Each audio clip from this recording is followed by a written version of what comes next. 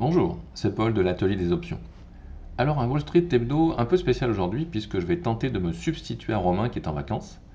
Il nous envoie d'ailleurs un petit coucou depuis la plage. Romain étant irremplaçable, je vais donc faire de mon mieux pour pallier à son absence. Avant de démarrer cette revue hebdomadaire, je tiens à vous signaler que pour la première fois en France, le CBOE va organiser 3 webinaires gratuits qui vont être dédiés aux options. Alors je rappelle que le CBOE est tout simplement le temple des options, c'est l'exchange le plus important. Et ils ont sélectionné l'atelier des options comme partenaire pour présenter ces webinaires. Abonnez-vous à notre newsletter depuis notre site web pour recevoir en temps voulu toutes les informations nécessaires concernant ces événements gratuits.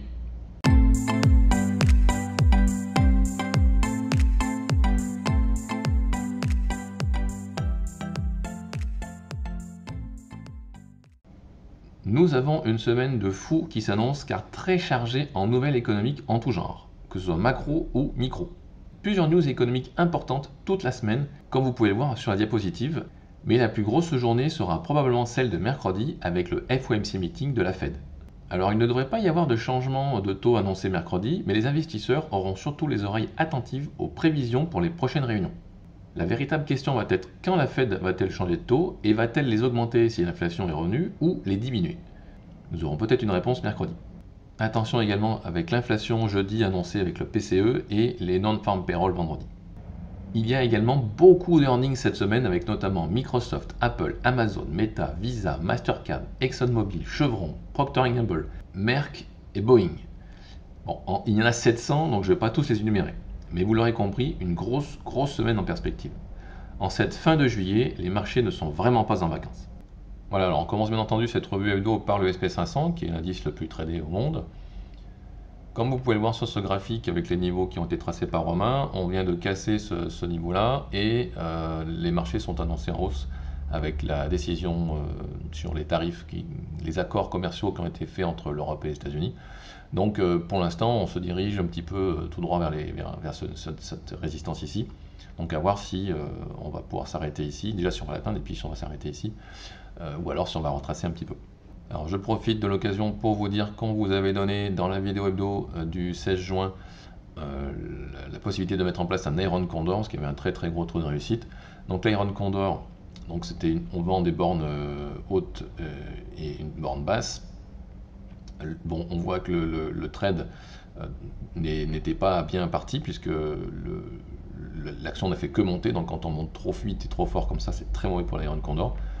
Mais on a eu, avec cette baisse-là et cette baisse-là, notamment du 16 juillet, on a pu sortir du trade, donc au take profit initial qui était prévu, alors que l'échéance était le 18, donc vous voyez, on va dire qu'on l'a échappé belle, mais voilà, encore une fois, ce trade-là avait un très fort taux de réussite, et donc ses statistiques ont été respectées, donc on a un trade gagnant de plus sur cet Iron Condor. En termes de trade encore en cours, proposé les lundis, il y a un bear call spread. Donc le bear call spread pour l'instant n'est pas en très grande forme, mais on a le temps, c'est pour septembre. Et il nous reste également un double calendar qui a été proposé le 14 juillet. Donc bon, pour l'instant, les deux trades sont en cours. On va voir comment ça se passe si les indices continuent de monter. Alors pour ce qui est du put-call ratio sur les options du SPX, j'ai calculé un put-call ratio de 0,40, ce qui est vraiment très optimiste. Voilà, pour moi, on est quand même, les bonnes news sont pricées par le marché. Je ne suis pas sûr qu'on continue de monter encore très fort. En tout cas, moi, pour le mois d'août, je dis attention, prudence. Ne ratez pas la vidéo de jeudi parce que justement, je vais vous présenter des statistiques sur le mois d'août, qui je pense vous intéresseront. Donc ne ratez pas la vidéo de jeudi. Vous en saurez un petit peu plus sur les statistiques du mois d'août. Et vous comprendrez pourquoi je suis un petit peu prudent sur cette fin d'été. Alors maintenant on passe sur Microsoft. Donc Microsoft, on vous avait proposé le 23 juin, on vous avait proposé l'achat d'un Strangle sur du long terme. Avec la hausse qu'il y a eu ces jours-ci, le trade est sorti gagnant, donc on a encore un trade gagnant. On arrive à 14 trades gagnants sur 16 clôturés, donc ça nous fait quand même un taux de réussite de 87,5%. Donc l'achat d'un strangle, hein, c'est on achète un call, un put. Les puts ont perdu d'argent puisque l'action a monté, mais les gains sur les calls ont été tellement importants que ça a couvert largement les pertes sur les puts et on a pu atteindre le take profit désiré. Alors Microsoft annonce ses earnings cette semaine, donc je tenais aussi à vous montrer aussi quelles étaient un petit peu les attentes éventuelles sur Microsoft. Donc déjà on a un put call ratio de 0,28. donc c'est extrêmement optimiste aussi. Donc on est quand même au niveau surprise, je pense pas qu'on ait des très très très grosses surprises sur les earnings. On a eu également un trimestre de hausse non-stop. Voilà, là c'était les earnings passés et depuis on a fait que monter, absolument que monter. Et donc je vais vous montrer ce qui s'est passé les earnings précédents où on a eu déjà ce genre de configuration. Voilà, donc il faut remonter au 24 octobre 2023, donc qui était ici. Voilà, on a eu un earnings donc de Microsoft qui a plu au marché puisque on n'a fait que monter, pareil, jusqu'au 30 janvier, qui était ici, voilà, ou la date de l'autre earnings, d'un prochain earnings. Et on voit qu'après on a latéralisé. Quand on a ça, un trimestre très très fort, le trimestre d'après, en tout cas celui-ci, a été latéral. Il n'y a pas eu de hausse continue confirmée. Et si je reviens au 25 avril 2023, où également earnings, grosse hausse, et ensuite un trimestre haussier jusqu'au 25 juillet, qui a été la date d'un deuxième earnings, enfin d'un earnings suivant. Pareil, on voit qu'on a une latéralisation. Vous voyez, la hausse, on n'a pas eu de hausse supplémentaire, ça s'est calmé, et donc latéralisation encore une fois pendant presque tout un trimestre. Voilà, donc si on revient sur notre trimestre en cours, bon, encore une fois, très grosse hausse. Précédemment, 2 fois de suite, on a vu que suite à des hausses comme ça, des hausses continues pendant tout un trimestre, le trimestre suivant était plutôt latéral. Là, encore une fois, on a un put-call ratio qui est de 0,28. Moi, je ne m'attends pas vraiment à de surprise pour Microsoft. Il faut vraiment que les earnings soient fantastiques pour qu'on ait encore une fois une hausse. Voilà, un trade plutôt flat, un bear call spread par exemple serait pour moi plutôt adéquat. Alors je passe maintenant sur Boeing qui annonce également ses résultats cette semaine et sur lequel on a aussi un trade qui est en cours. Donc c'était également l'achat d'un strangle sur du long terme. Donc il est toujours en cours, pas sorti gagnant, il est plutôt neutre. On a encore le temps parce que c'est pour le mois de novembre. On a pour les earnings de Boeing aussi un put-call ratio encore une fois très optimiste avec un put-call ratio de 0,27. Et donc je ne m'attends pas à une hausse également fulgurante sur Boeing. Je vais en profiter pour vous donner le trade de la semaine, qui est un trade qui va servir à hedger un petit peu le trade en cours. C'est-à-dire que, encore une fois, on a l'achat d'un strangle qui est en cours. Et pour les earnings, je vais mettre en place un bear call spread. Je ne sais encore pas quel bear call spread je vais mettre en place en termes de strike et d'échéance, parce que j'attends que les marchés soient ouverts pour le faire. Mais ce que je vais faire, je vais passer sur le pricer pour vous montrer un petit peu ce qu'il est possible de faire sur Boeing avec un bear call spread. Voilà, donc le pricer que je vous montre, c'est un pricer de la version 13 de ProRealTime. Alors je vous avais fait une vidéo il y a 15 jours sur justement l'avant-première pour vous montrer un petit peu ce pricer ProRealTime. Et quand je vous avais fait la vidéo, les actions américaines n'étaient encore pas disponibles et c'est le cas depuis. Donc là, je peux vous montrer Boeing sur la plateforme de ProRealTime. Alors pour le bear call spread, encore une fois, vous avez plusieurs solutions qui s'offrent à vous. Puisque c'est un trade pour les earnings, soit vous faites quelque chose de très court terme pour vraiment profiter au maximum de l'érosion du temps, soit vous faites quelque chose d'un peu plus long terme. Donc ça, c'est à chacun de voir un petit peu, bien entendu, en fonction des risk-reward ratio que vous souhaitez obtenir.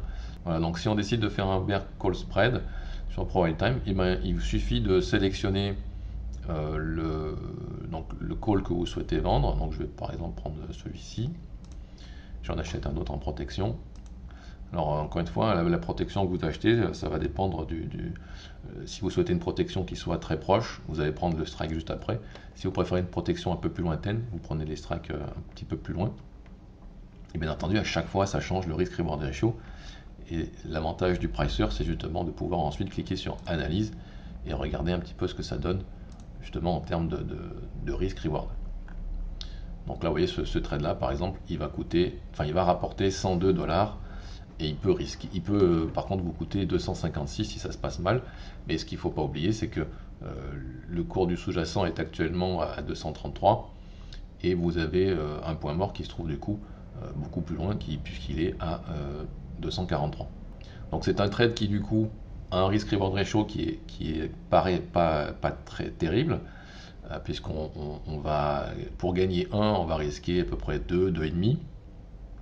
Mais par contre en termes de taux de réussite, c'est excellent, ce qui fait que c'est pour ça que en finance, vous avez un risk-reward ratio qui est proportionnel au risque. Donc moins de risque, moins de rendement, c'est logique. Voilà, je vous avais montré un bear call spread très très court terme. Si vous préférez un petit peu plus long terme, vous pouvez du coup choisir des strikes qui vont être peut-être différents. Voilà, et on passe sur l'analyse. Voilà, donc là cette fois-ci 92 pour 291, donc on a encore un petit peu le même type de risque reward ratio, mais par contre on a éloigné encore davantage le point mort. Donc encore une fois, hein, c'est à chacun de voir le risque reward ratio que vous souhaitez prendre. Plus vous allez prendre proche du cours, si je prends un 240 par exemple, 240, 245, voilà, on va voir qu'on va gagner beaucoup plus. 159, on va risquer moins, parce qu'on va gagner on va risquer 168. Mais par contre, on a moins de taux de réussite probable, puisqu'on se rapproche du cours actuel. Donc encore une fois, à vous de choisir les strikes et les échéances en fonction de votre risque reward ratio désiré. Et pour le trade que je vais mettre en place, ce sera donné bien entendu aux élèves de la formation Masterclass. On passe maintenant sur Apple qui annonce aussi ses résultats cette semaine. Donc on voit les niveaux qui ont été tracés par Romain. Moi, voilà, on a passé quasiment tout le trimestre dans ce range, là, compris entre à peu près 196 et 200, 214. On l'a cassé, on a venu rebondir dessus, donc il y a des probabilités qu'on parte à la hausse. Moi, je vois un petit peu une tasse avec anse comme ça, donc une hausse probable. Maintenant, le put-call ratio est à 0,37, assez optimiste aussi pour les earnings, puisque comme on n'a pas eu de Wall Street Hebdo la semaine dernière, eh ben, je vais vous donner un deuxième trade. Alors au niveau graphique, moi je trouve que c'est plutôt haussier comme situation graphique. Par contre, voilà, comme le put-call ratio est un petit peu optimiste, je vais mettre en place un trade un petit peu spécifique que je vais vous expliquer tout de suite. Voilà, donc on passe sur Apple au niveau de la chaîne d'options. Alors en fait, ce que je vais faire, je vais faire un bear put spread. Donc je vais acheter un put. Donc regardez, on peut aussi cliquer directement sur la stratégie ici. Voilà, ça va plus vite. Et après, par contre, on peut régler les strikes qu'on veut choisir, en soit en les décalant, comme ça, soit en modifiant ici. Donc là, par exemple, je vais prendre le 212 et je vais prendre alors le 210, voilà. Et vous voyez que ça me coûte à peu près 1 dollar. Et en fait, ce que je vais faire, je vais financer ce bear put spread et je vais vendre du coup le 187,5. Donc si je passe sur l'analyse, voilà, donc ça fait un trade comme celui-ci. Donc en fait, si vous regardez bien, on voit qu'ici, si l'action monte, eh ben, quelle que soit la hausse, on sera toujours gagnant. Ce trade à la hausse ne perdra jamais. Ce trade va gagner uniquement si on baisse. Et par contre, si on baisse trop, donc là il y a une perte. Mais si vous voulez, personnellement, moi je suis acheteur de Apple en dessous de 195. Et vous voyez, avec ce type de trade que je vais mettre en place là, justement mon point mort il est à 195. Il n'y a pas de risque à la hausse, il y a un profit potentiel à la baisse. Et puis, encore une fois, si jamais ça baisse vraiment trop, je suis acheteur d'Apple à 195. Et on voit que 195, c'est justement le bas du range précédent de tout le trimestre passé. Très très fort potentiel de rebond possible. Voilà, donc c'est pour ça que je vais mettre en place ce trade pour les earnings d'Apple. Alors en ce qui concerne les volumes inhabituels sur les options, je tenais à vous faire part de deux trades. Donc le premier c'est sur un ETF ARKK, donc c'est un ETF sur les innovations techno. Un gros investisseur sur l'expiration du 17 octobre a pris un trade spéculatif, ou alors il s'est couvert, ça on ne le sait pas, mais en tout cas il n'y est pas allé de main morte parce qu'il a acheté 40 000 bear put spread sur les strikes 63. Donc il a acheté le put 63 et il a vendu le put 50. Il a fait ça pour un débit de 1,40$, soit quand même un trade qui lui a coûté 5 600 000 dollars. Voilà, donc là on est sur la chaîne d'options d'ARKK, et donc si je prends l'expiration du 17 octobre et que je regarde un petit peu ce que ça donne, voilà, l'investisseur il a acheté le 63, donc je l'achète, et il a vendu le 50. Voilà, donc là on voit que au niveau du risque reward ratio, on voit que ça lui coûte donc 1,40 pour un gain voilà, qui est vraiment énorme. Donc il peut gagner beaucoup beaucoup plus que ce qu'il peut perdre. Mais par contre, il faut quand même que l'action chute énormément, puisqu'il faut qu'elle tombe à 50, alors qu'elle affiche 76 aujourd'hui, donc ça fait quand même 30% de baisse. Voilà. Et donc un deuxième trade sur les volumes inhabituels, on est sur une vente de put, donc un gros investisseur ce jour-là, le jour des earnings, a décidé de vendre 42 000 puts de strike 17,5 sur l'échéance du 29/8. Donc cet investisseur est prêt à acheter 4 200 000 actions Intel le 29/8 si on tombe en dessous de 17,5, et pour ça il s'est fait payer un peu plus de 500 000 $. Donc ça nous rappelle un Wall Street Hebdo sur laquelle on vous avait donné également un trade quasi identique, puisque l'investisseur a mis en place une vente de put, pareil, de plus de 40 000 puts sur l'échéance de septembre. Il avait vendu un put 16, et on voit bien que depuis donc le 28 avril où ce trade avait été mis en place, on voit bien que l'action avait quand même monté jusqu'à 24, donc elle avait pris 20%. Donc cet investisseur avait eu tout le temps nécessaire de racheter sa position pour quelques centimes et encaisser un gros gain. Donc là, si vous voulez mon avis, il a déjà pris ses bénéfices et en fait, il est en train de recommencer l'opération en se disant que voilà, il sera acheteur à 17,5, mais que pour lui, par rapport au peu de temps qui reste, 29,8 ça fait un mois, pour lui, ses options vont finir sans valeur et donc il pourra encaisser ses 500 000 $ de prime. Voilà, je vous remercie d'être arrivé jusqu'ici. Si vous avez aimé ce contenu, merci de le faire savoir en mettant un pouce, un commentaire et en partageant sur les réseaux sociaux.